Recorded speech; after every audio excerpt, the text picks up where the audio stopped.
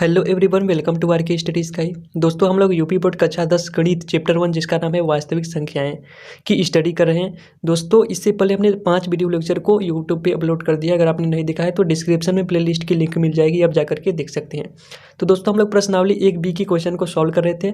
तो हमने पिछले वीडियो तक प्रश्नावली 1B के कुल 5 क्वेश्चन को सॉल्व कर लिया था। दोस्तों, 1 से लेकर के 5 तक के क्वेश्चन को हम लोग इससे पहले वाले वीडियो लेक्चर में सॉल्व कर लिया था। आज हम 6वें क्वेश्चन से स्टार्ट करेंगे। तो देखिए, 6वें क्वेश्चन में क्या बोल रहा है कि यदि HCF 120 और 225 का हमको दे रखा है 15 है, तो पूछा है LCM 120 और 225 का LCM याद कीजिए। तो चलिए फिर बिना टाइम वेस्ट किए आज की इस वीडियो को स्टार्ट करते हैं। तो दोस्तों, यहाँ पर देखिए कि 6वें क्वेश्चन में क्या दिया है और क्या हमको निकाला है वो हमने लिख लिया है। HCF 120 और 225 का हमको 15 दिया है और LCM 120 और 225 का हमको याद करना है। तो क्या हम इसका गुणनखंड करेंगे या फिर भाग विधि लगाएंगे या फिर कौन सा विधि लगाएंगे कि हम इसको सॉल्व करेंगे। तो मैंने आपको पिछले वाले वीडियो लेक्चर में एक फार्मूला बताया था। वो फार्मूला था HCF मल्टीप्लाई विथ LCM बराबर होता था A इंटू बी के। यहाँ पर आपको किसी भी प्रकार का कोई भी गुणनखंड करने की कोई ज़रूरत नहीं है। यहाँ पर बस आपको यही फार्मूला लगाना है कि HCF गुणे LCM बराबर A इंटू बी। अच्छा, A और B बराबर क्या है? A और B बराबर जब दो संख्याएं हमको दी हुई हैं, यदि दोनों संख्याओं में से हमको LCM या HCM फाइंड आउट करना हो तो हम ये वाला फार्मूला लगाते हैं। और मैंने आपको ये भी बताया था कि ये जो फार्मूला होता है केवल 2 ही संख्याओं पर लागू होता है। यदि हमें किसी संख्या का LCM या HCF पता है और वो संख्या भी पता है तो उससे कोई एक संख्या हम प्राप्त कर सकते हैं। तो यहाँ पर देखिए, A बराबर कितना है? 120। अब कोई भी ले सकते हैं, A बराबर 225 भी ले सकते हैं और B बराबर कितना है? 225। आप चाहे तो A बराबर 225 मानिए या B बराबर 120, कोई बात नहीं, आपका आंसर सेम टू सेम आएगा। तो इस फार्मूले में जब आप इसको पुट करेंगे तो यहाँ पर देखिए, HCF हमको 15 पता है तो 15 गुणे LCM हमको निकालना है, LCM नहीं पता है। तो यहाँ पर लिख दीजिएगा हम जानते हैं, चूँकि हम जानते हैं, क्या जानते हैं? HCF गुणे LCM बराबर A इंटू बी। अब यहाँ पर लिख दीजिएगा जहाँ A बराबर इतना, B बराबर इतना है। ठीक, तो 15 गुणे LCM तो हमको निकालना था और यहाँ पर देखिए A का मान 120 और B का मान 225। ठीक, इस प्रकार से आपने लिख दिया। अब LCM जब आप निकालेंगे, LCM जब आप बराबर लिखेंगे तो इस 15 इधर बटे में आ जाएगा। तो 120 गुणे 225 अपान 15। अब देखिए, इसको जब काटेंगे तो 15 बार में, क्योंकि 15 का स्क्वायर होता है 225। अब अगर आपको नहीं पता तो कोई बात नहीं, आप पता कर सकते हैं। 15 का स्क्वायर 225, भाग देंगे तो 15 आएगा। अब देखिए, 120 में जब आप 15 से गुणा करेंगे तो कितना आता है? 5 शून्य शून्य, 5 9 10 की 0 1, 5 का 5 और 1 6। अब जब 120 से गुणा करेंगे तो 0 2 1। तो जो आपका जो देखिए, मैंने रफ कॉपी किया है, जो आपका जो आंसर आएगा वो आएगा 0 0 6 2 8 और 1 1800 आपका राइट आंसर आ रहा है। तो आशा करता हूँ कि ये क्वेश्चन भी आपको अच्छी तरह से समझ में आ गया होगा। तो अब बढ़ते हैं हम अपने नेक्स्ट क्वेश्चन की तरफ। तो दोस्तों, यहाँ पर देखिए 7वें क्वेश्चन में क्या दिया हुआ है कि दी गई आकृति में x तथा y के मान हमको याद करना है। देखिए y का, देखिए अच्छा, इसका क्या मतलब है आप समझ पा रहे हैं? एक गुणनखंड किया गया है। अगर कहीं भी इस प्रकार से लिखे तो इसका मतलब है गुणनखंड किया गया है। तो देखिए, y का एक गुणनखंड किया गया 4 और x। अब x का भी गुणनखंड किया गया 3 और 7। तो मैं इसको पहले लिख करके आपको अच्छी तरह से समझाता हूँ। तो दोस्तों, यहाँ पर देखिए 7वें क्वेश्चन में आपको ये चीज़ दिया हुआ है। इसका मतलब आप समझ रहे हैं? यहाँ पर आप लिखेंगे, पहले दिया है, क्या दिया है? देखिए, y का गुणनखंड दिया है 4 और 7। तो अगर हम y बराबर लिखेंगे तो क्या होगा? 4 गुणे x, सॉरी ये जो 7 नहीं, ये x है, 4 गुणे x, 4 गुणे x बराबर y होगा। अब यहाँ पर देखिए x का गुणनखंड दिया है 3 गुणे 7। तो यहाँ से इसको हम अगर समीकरण 1 नाम देते हैं, तथा यहाँ से देखिए x बराबर कितना दे रखा है? x बराबर 3 गुणे 7। इसका मतलब होता है कि ये गुणनखंड किया गया। पहले अच्छे समझ लीजिए कि y का गुणनखंड किया गया 4 और 1 x, यानी 4 में जब हम x से गुणा कर देंगे तो y प्राप्त होगा। वही चीज़ मैंने यहाँ पर किया। ठीक, लेकिन अब देखिए x का भी गुणनखंड कर दिया गया है, यानी जब हम 3 में 7 का गुणा करेंगे तो हमें x प्राप्त होगा। तो x बराबर 3 गुणे 7, और हम सभी जानते हैं 3 7 21 होता है, राइट। तो इसका मान, किसका मान है? x बराबर 21 का मान समीकरण 1 में रखने पर, तो यहाँ पर देखिए x बराबर 21 हमने यहाँ से लाया और इसका मान हम समीकरण 1 में रख देंगे। 1 में क्यों रखेंगे? क्योंकि y बराबर होता है 4 इंटू x, और x का मान हमको पता है। तो x का मान पता है 21 आया था, तो इसका मान अगर यहाँ पर रख देंगे तो y का भी मान आ जाएगा। और यही तो हमको बताना है कि क्वेश्चन में x और y का मान ही तो हमको बताना है। तो x बराबर 21 आ गया और y बराबर जब इसमें गुणा करेंगे तो 4 कम 4 4 दूने 8। अतः आप बोल देंगे कि अतः x बराबर 21 व y बराबर 84। ये हो जाता है इस क्वेश्चन का राइट आंसर। आशा करता हूँ कि आपको यह क्वेश्चन अच्छी तरह से समझ में आ गया होगा। तो दोस्तों अब बढ़ते हैं अपने नेक्स्ट क्वेश्चन की तरफ।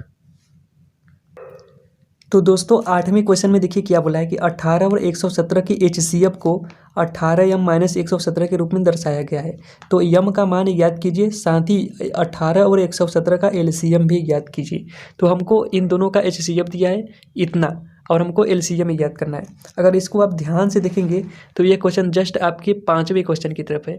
और ये 5वां क्वेश्चन अगर आपने पिछली वाली वीडियो देखी होगी, नहीं देखी तो लिंक डिस्क्रिप्शन में है, जा करके देख सकते हैं।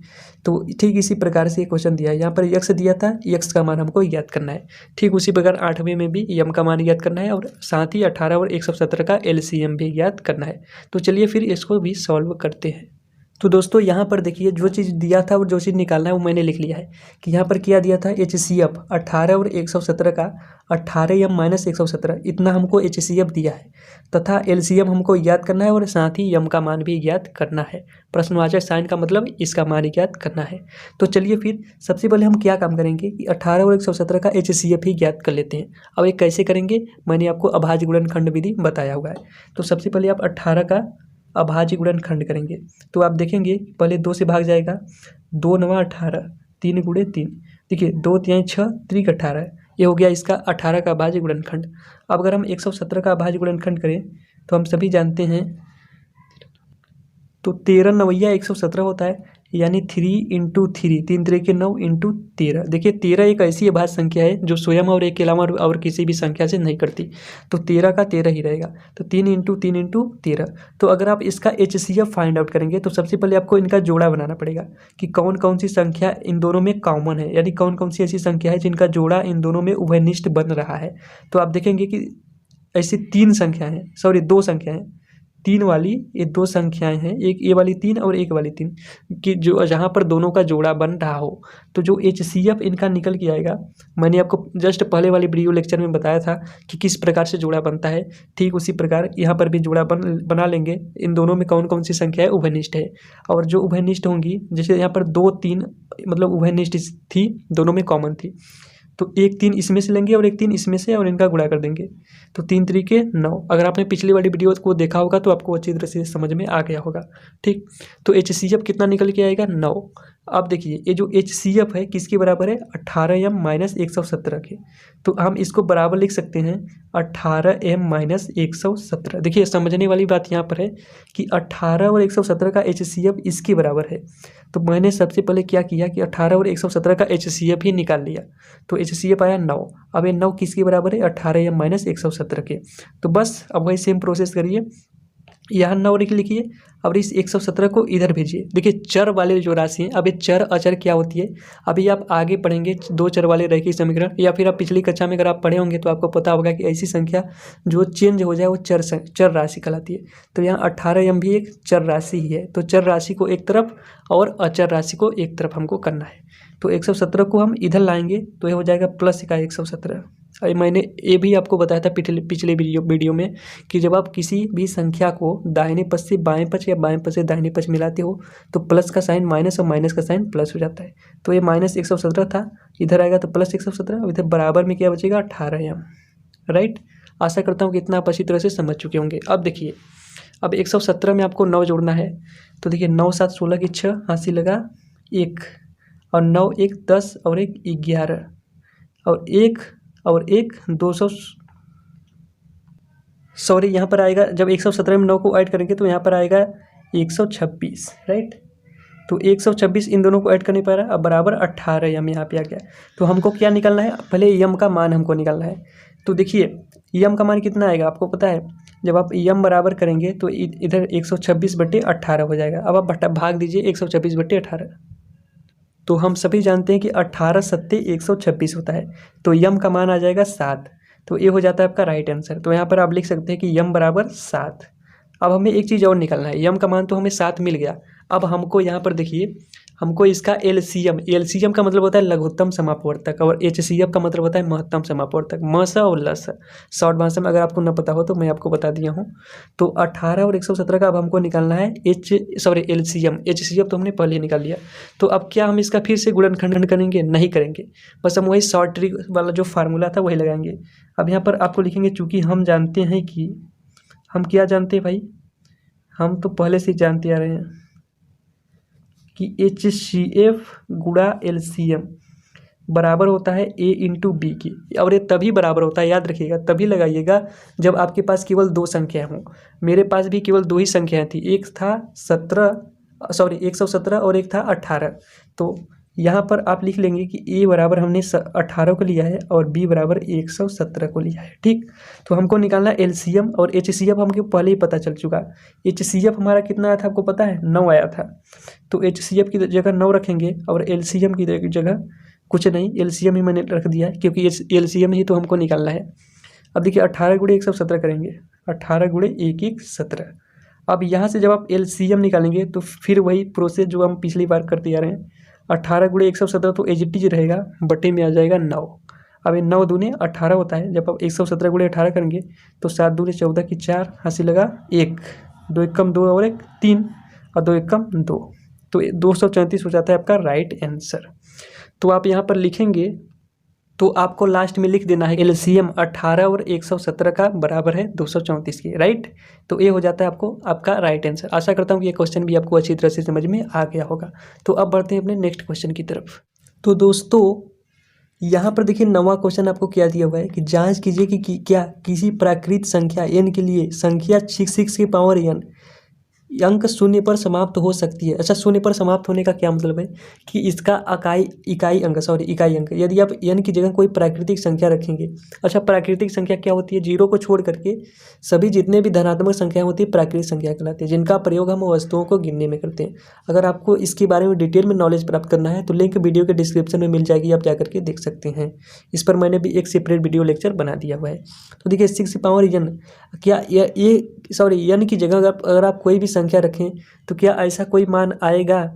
ऐसा कौन सी संख्या रखने पर n का 6 की पावर n का मान 0 पर समाप्त होगा, यानी उसका इकाई अंक शून्य होगा? तो ये हमको बताना है, ये हमको जांच करना है। तो चलिए फिर इसकी भी जांच कर लेते हैं। तो दोस्तों सबसे पहले हम लोग क्या करेंगे कि 6 की पावर जो n लिखा है इसका हम अभाज्य गुणनखंड कर लेंगे। तो देखिए अब आप कन्फ्यूज मत होइएगा, 6 की पावर जो n है n का ऐसे कैसे गुणनखंड कर लेंगे। तो आप 6 का गुणनखंड करिए ना भैया।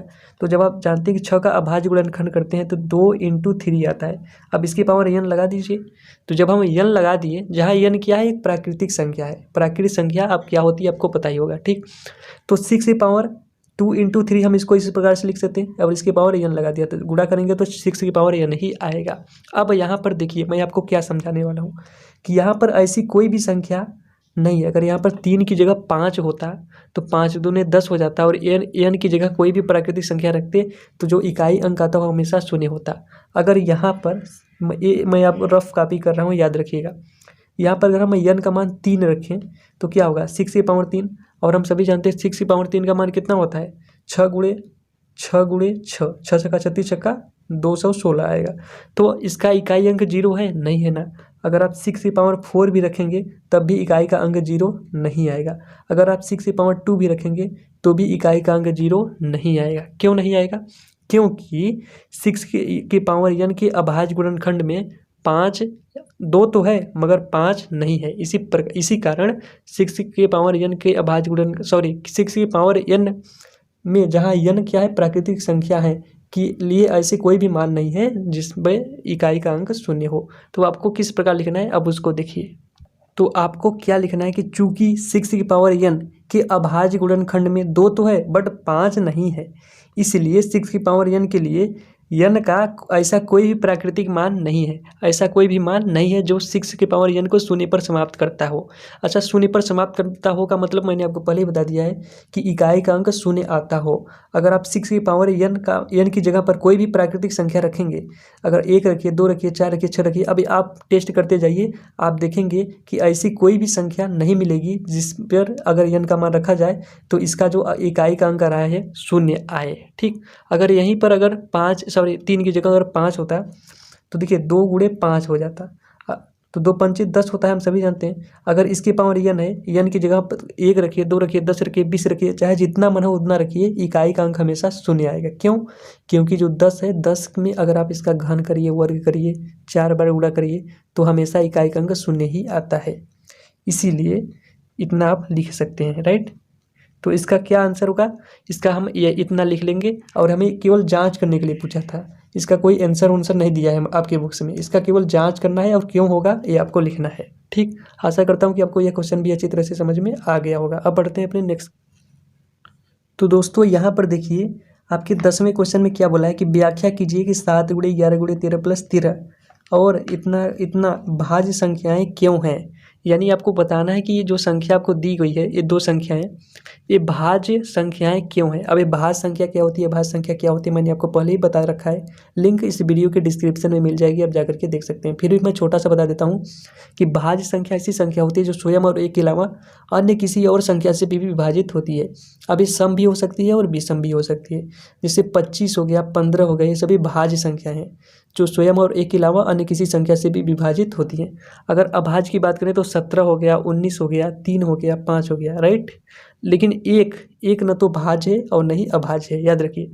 अभाज्य संख्या 2 से शुरू होती है, राइट। आशा करता हूँ कि इतना आप अच्छी तरह से समझ चुके होंगे। तो 10वें क्वेश्चन में क्या दिया है वो मैंने आपको लिख लिया है, यहाँ पर लिख लिया है।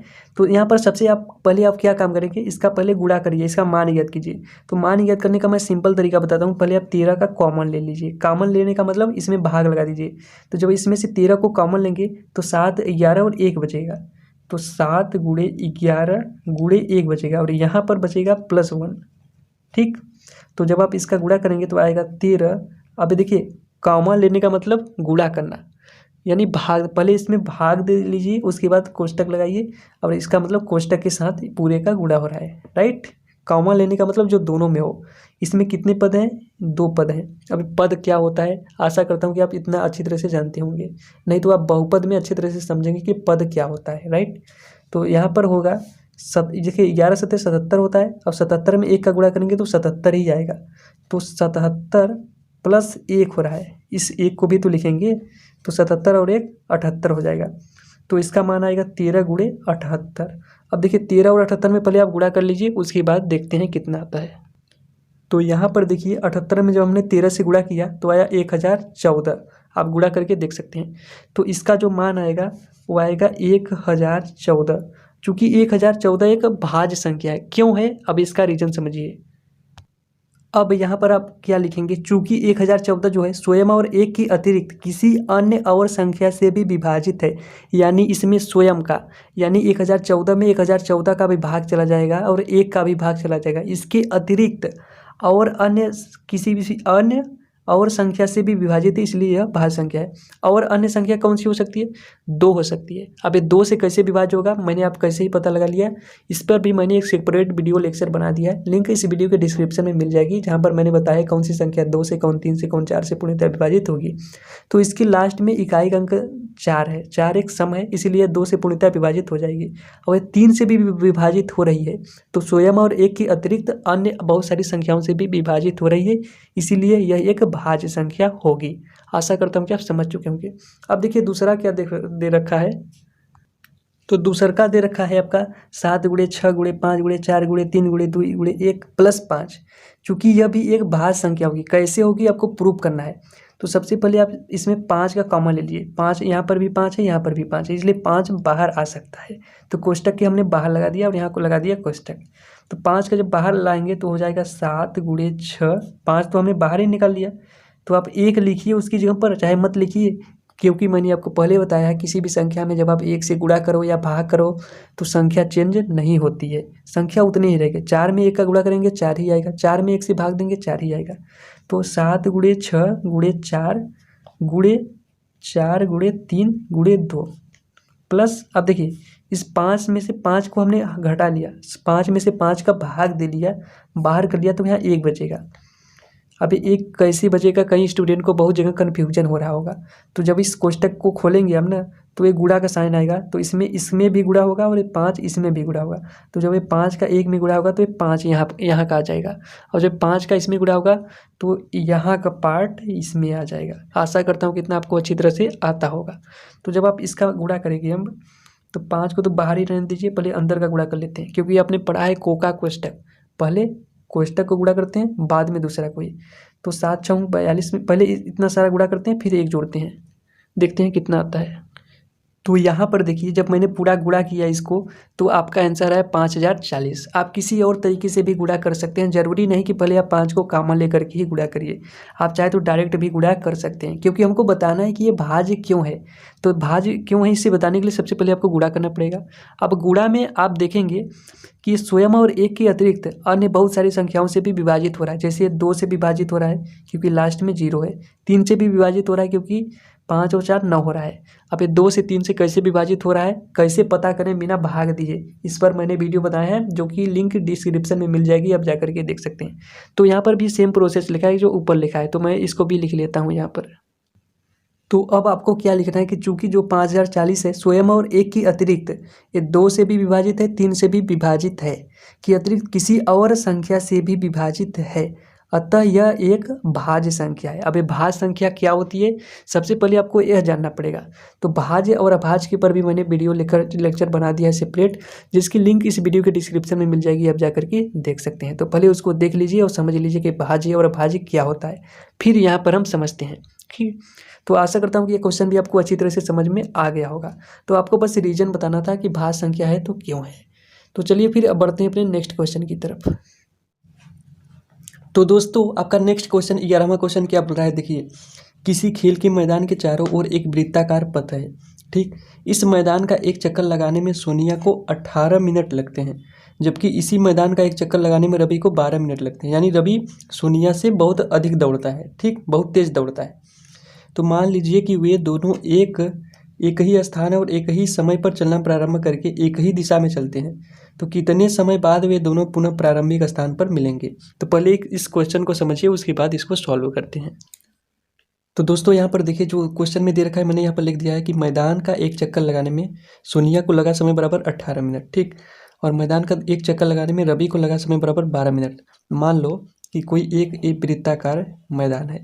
अब यहाँ से दोनों स्टार्ट करते हैं, तो यहाँ से अगर रवि स्टार्ट करता है तो पूरा एक चक्कर लगाने में इसको 12 मिनट लगते हैं। यानी कहीं ना कहीं इसकी स्पीड जो है सोनिया से थोड़ा ज़्यादा है।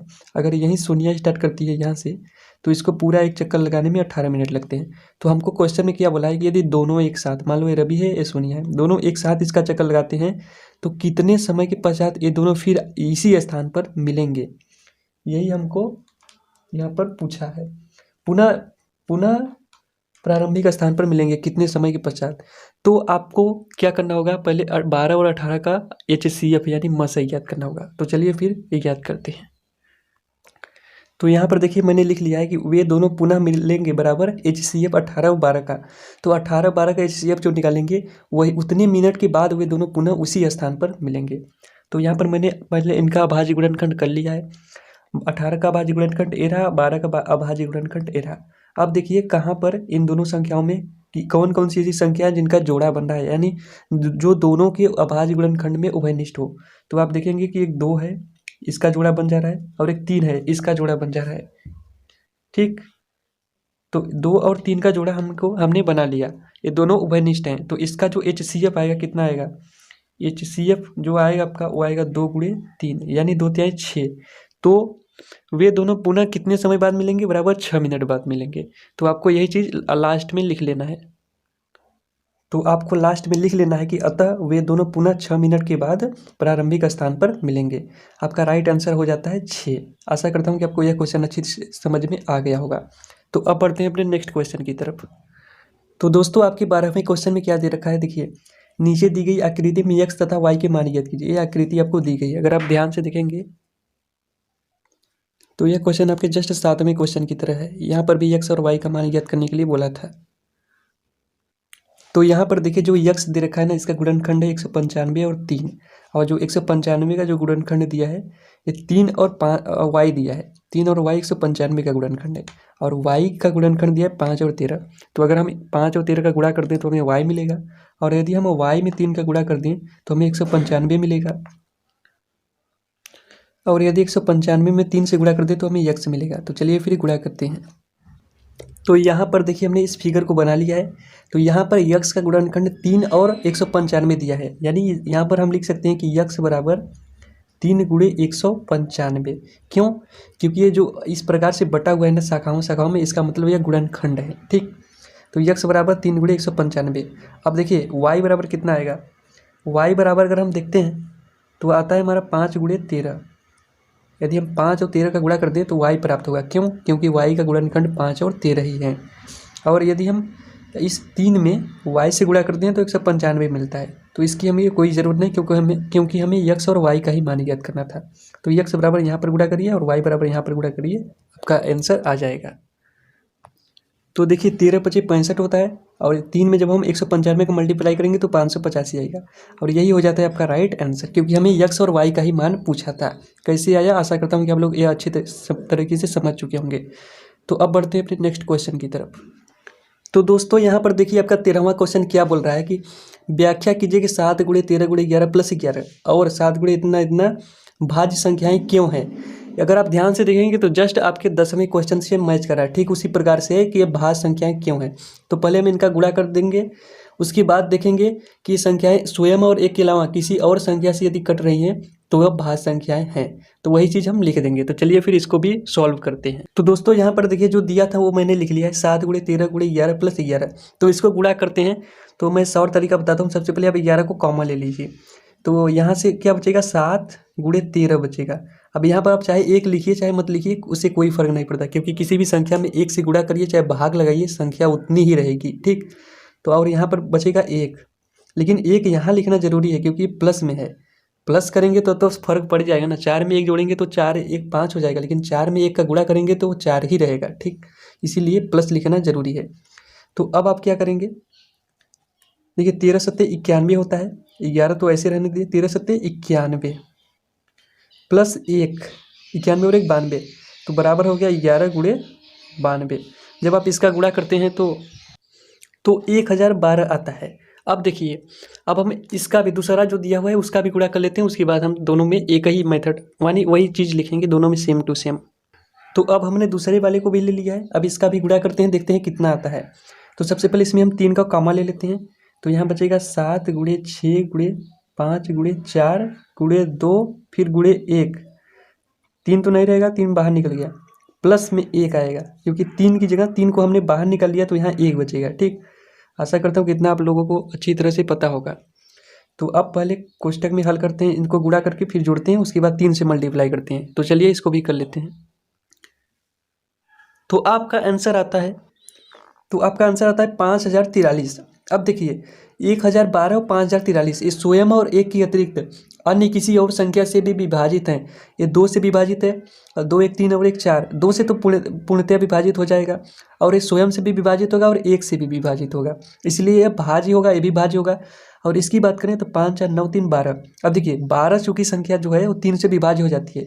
यदि अंकों का योग 3 से विभाज्य होता है तो वह संख्या भी 3 से पूर्णतः विभाज्य होगी। मैंने आपको पहले ही बता दिया है विभाज्यता वाले नियम में। ठीक, तो इस संख्या स्वयं और एक के अतिरिक्त अन्य और संख्या से भी विभाजित हो रही है, इसलिए यह भाज्य संख्या है। तो हम यही चीज़ यहाँ पर लिखने वाले हैं। तो यहाँ पर आपको रीजन देना था कि क्यों भाज्य संख्या है, तो यहाँ पर मैंने लिख लिया है चूंकि संख्या 1012 व 5043 ये जो गुणा करने पर आया था। ठीक, तो स्वयं और एक के अतिरिक्त किसी अन्य और संख्या से भी विभाजित हैं, इसलिए ये दोनों भाज्य संख्याएं हैं। तो आपको कारण पूछा था, मैंने कारण लिख दिया, ये हो जाता है आपका राइट आंसर। आशा करता हूँ कि आप लोग समझ चुके होंगे। अगर देखिए अगर आपको भाज्य संख्या के बारे में नहीं पता होगा तो आपको ये कम समझ में आएगा। तो सबसे पहले आप भाज्य संख्या और भाज्य संख्या के बारे में पढ़ लीजिए, लिंक डिस्क्रिप्शन में दिया गया है। तो अब बढ़ते हैं अपने नेक्स्ट क्वेश्चन की तरफ। तो दोस्तों यहाँ पर 14वां क्वेश्चन भी ठीक सेम वही आपकी ये नेक्स्ट वाला जो था 12वें क्वेश्चन की तरफ है। देखिए नीचे दी गई संख्या x y तथा z के मान ज्ञात कीजिए। तो बोला यहाँ पर x का जो गुणनखंड दे रखा है 2 गुणे 3381 है, और इसका गुणनखंड दे रखा है 3 गुणे y। ठीक, और y का गुणनखंड दे रखा है 7 गुणे 161। अब देखिए 161 का गुणनखंड दे रखा है 7 गुणे जेड। तो यहाँ पर आपको यक्स वाई और जेड के मान ज्ञात करना है, कुछ नहीं करना है, बस सेम टू सेम गुणा कर देना है, क्योंकि गुणनखंड में गुणा ही कर देते हैं तो सेम संख्या में प्राप्त होती है। ठीक, तो चलिए इसको भी सॉल्व करते हैं। तो दोस्तों यहाँ पर देखिए आपके क्वेश्चन में जो दिया था हमने यहाँ पर इस ग्राफ को बना लिया है। तो इसमें क्या दिया है कि यक्स का जो गुणनखंड है 2 गुणे 3 3 8 1। अगर हम यक्स बराबर लिखें तो लिख सकते हैं 2 गुणे 3 3 8 1, क्योंकि इसका जो गुणनखंड है 2 गुणे इसके रूप में दे रखा है। तो जब हम इसको इसमें गुणा कर देंगे, 2 को इसमें गुणा कर देंगे तो यक्स हमको मिल जाएगा। ठीक, तो इसको जब हम गुणा करते हो तो आपका राइट आंसर आता है, तो आपका एक्स का आंसर आ जाता है 6762। ये हो जाता है आपका यक्स का मान। ठीक, अब अगर वाई के मान की बात करें तो देखिए यहाँ पर देखिए इसमें इसको मत लीजिए, इस श्रृंखला को लीजिए। तो y बराबर क्या दे रखा है 7 गुणे 161। यदि हम 101, क्योंकि y का जो गुणनखंड है वो 7 और 161 है, तो y बराबर हम लिख सकते हैं कि 7 गुणे 161। यदि हम गुणा कर देंगे तो y का मान मिल जाएगा यहाँ से। ठीक, तो तब गुणा करने पर आएगा आपका 7, तो यहाँ पर आ जाता है आपका y का मान 1127। अब z की बात करें तो देखिए 161 बराबर क्या है 7 गुणे जेड। तो हम यहाँ पर लिखेंगे 161 बराबर 7 गुणे जेड। 7 और जेड का गुणनखंड 7 और जेड का जब हम गुणा करेंगे तो 161 मिलेगा, क्योंकि 161 का गुणनखंड 7 और जेड दे रखा है। तो यहाँ से जब आप जेड को मान निकालेंगे तो ये 7 इसके भाग में आ जाएगा, यानी 161/7 हो जाएगा। ठीक, जब हम जेड का मान याद करेंगे तो ये नीचे आ जाएगा इसके, क्योंकि यहाँ गुणे में है तो यहाँ भाग में आ जाता है। ठीक उल्टा होता है, जब गुणे में होता है तो भाग में, जब भाग में होता है तो गुणे में हो जाता है। जब हम दाहिने पक्ष से बाएं पक्ष में ले जाते हैं तब। तो जब आप इसमें 7 का भाग देंगे तो आपका राइट आंसर आएगा। देखिए 7 दूनी 14 होता है, अब यहाँ पर 14 और 2 16 और 7 त्रिक 21, तो जेड का आंसर आ जाता है 23। तो यक्स का मान आपका आया 6762 और वाई का मान आया 1127 और जेड का मान आया 23। ये हो जाते हैं आपके राइट आंसर। हमें यक्स और वाई के जेड के मान पहले याद करते हैं। तो दोस्तों आशा करता हूँ कि यह क्वेश्चन भी आपको अच्छी तरह से समझ में आ गया होगा। तो दोस्तों यहाँ पर आपका प्रश्नावली 1 भी पूरी तरीके से समाप्त हो जाता है। नेक्स्ट वीडियो में हम प्रश्नावली 1C के सभी क्वेश्चन को सॉल्व करेंगे। तो वीडियो यदि आपको पसंद आया तो लाइक शेयर एंड सब्सक्राइब करना ना भूलेगा। और इन सब की PDF जितने भी सॉल्व हमने कराए हैं, इन सब की PDF पाने के लिए आप हमारे Telegram channel RK study sky से जुड़ सकते हैं, जिसकी लिंक इस वीडियो के डिस्क्रिप्शन में मिल जाएगी। ठीक, तो चलिए फिर मिलते हैं नेक्स्ट वीडियो में एक नए टॉपिक के साथ। तब तक के लिए जय हिंद, धन्यवाद, बाय बाय, सी यू।